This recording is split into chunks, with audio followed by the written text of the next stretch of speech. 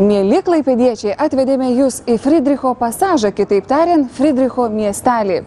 Šio miesto gyventojai sako, kad kiekviename mieste turi būti arbatinė, kitaip tariant, arbatos namai, smuklė, na ir restoranas. Šiandien jūs pakviesime į naująjį Frydricho miesto restoraną. Labas vakaras. Labas vakaras. Prašom. Ir iš karto jau vaišintis. Taip, prašau, pažinkitys. Sveiki atvykę į Frydricho miesto restoraną. Taigi, klaipėdiečiams gerai pažįstama vieta, vadinta tiesiog pasažu, šiandien tapo Frydricho miesto, turinčiu savo herbą ir vėliavą.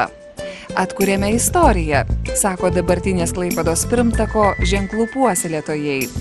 O jums jau tikriausiai įdomu, koks tas šių dienų atkuriamo miesto restoranas. Pirmiausia, jums noriu pristatyti šio restorano maisto konsultantą, poną Vincentą. Tai kokį restoraną mes kviečiam klaipėdiečius? Čia bus Viduržemio jūrų šalių valgių restoranas. Taigi, kuo jis bus ypatingas, kuo jis bus kitoks? Kitoks jisai bus tuo, kad čia yra surinkti iš Graikijos, Libijos, Ispanijos, Italijos išskirtiniai valgiai. To, ko jūs niekur nerasite. Ar mes šį vakarą juos jau ragausime? Nu tai jeigu atneš, aišku, paragausim. Taigi, ką mes čia ragausim, Vincentai? Dabar ragausim mūsų firminės alyvuogės, kurių negausit tikrai. Netgi ir Ispanijoje, Italijoje, todėl, kad čia yra senoviniai receptai. Va štai čia. Taip, čia. O čia yra specialus marinavimo būdas su kedro riešutėliais. Nu, kitaip sakant, čia reikia paragauti. Tai kaip paragausi? Taip. Už tai, kad paragautumėt. Jūs ragaukit, o aš aiškinsiu, ką jūs čia dabar valgote. Tai kad aš jau viską žinau. Čia, pavyzdžiui, yra skrebučiai su ožkos sūriu. Ožkos sūris, kaip matot, yra specialiai pagamintas. Gal pirmą vieną paragaukit. Vieną, kad pajus jo skonį. Ir paragaukit, pamatysit, koks jo skonis, koks jo aromatas. Va. Čia su džiovintais pomidorais yra daroma.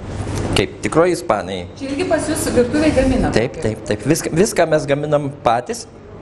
Svarbiausia, kad labai daug produktų patys atsivežam iš Ispanijos, iš Italijos, natūralius produktus stengiamės ieškoti kaimuose. Čia yra jūrų šukutės ir tigrinė krevetė, sambuko padažė, greitinėlė sambuko padažė. Čia tos kriauklelės yra išimamos. Prašau duoti operatoriui paragauti jūrų šukutės. Aš naują gabariną.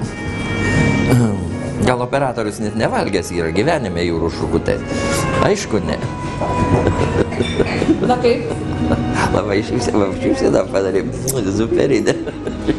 Šiltųjų kraštų patiekalus ruošiantis restoranas rūpinasi, kad egzotika būtų patiekta tik ant stalo, o klientai čia jaustųsi paprastai ir jaukiai, kaip namie. Tiesa, Eglė, kad štai šis stiklinis, dabar ką mes matome restoranas, žiemą čia bus labai šilta, kaip žiemos sode sėdėsim? Taip, šio stiklinėje restorano dalyje yra šildomos grindys. Tai ir sniegas, ir purvas visą laiką greitai džius ir jūs tikrai jausitės kaip šalia Viduržemio jūros. Pagrindinis dalykas, kad jaustumėtės jaukiai, šiltai, maloniai, švęstumėt savo šeimos šventes, praleistumėt romantišką vakarą dviese. O jeigu norėsite, tai susisupę į pledus galėsite ilgai vakaroti lauke.